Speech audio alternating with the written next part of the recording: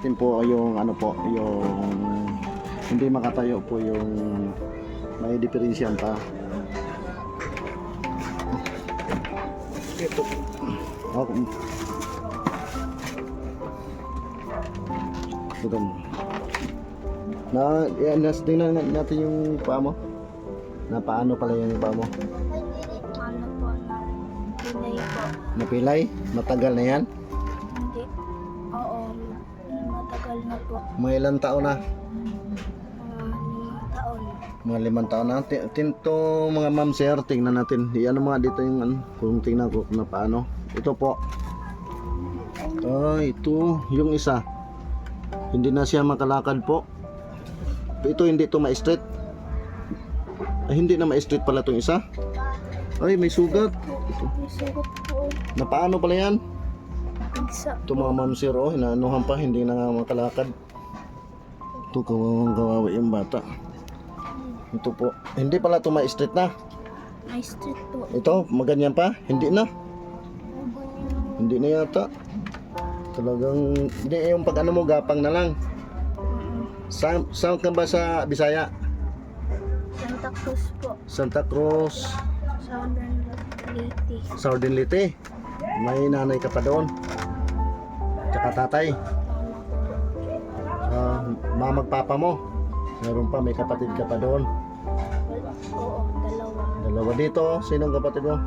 5. Di yun dito. Sino? Ay, hindi na pala ma-street to. Si Ate Maribit siya si Kadudong, si Oo. Beans, si Karino.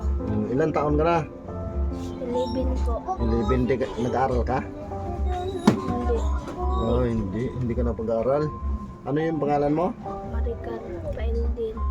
Maricar Paildin. Paildel?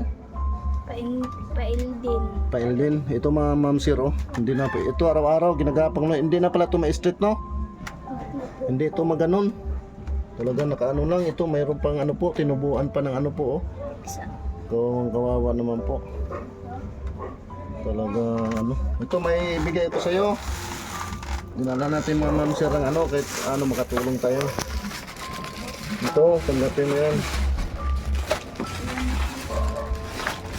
Ayan.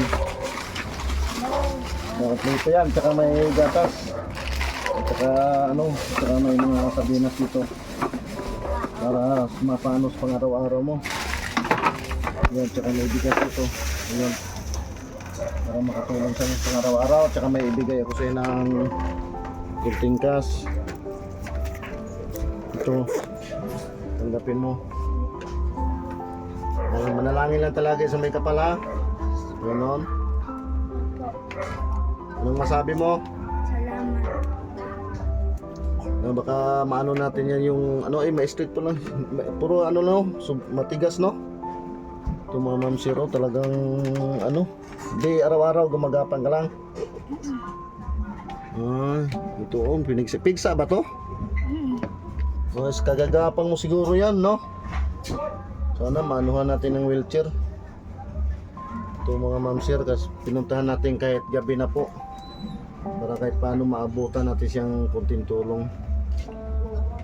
Panalangin lang talaga sa Panginoon, no? Baka pagalingin tayo, sige.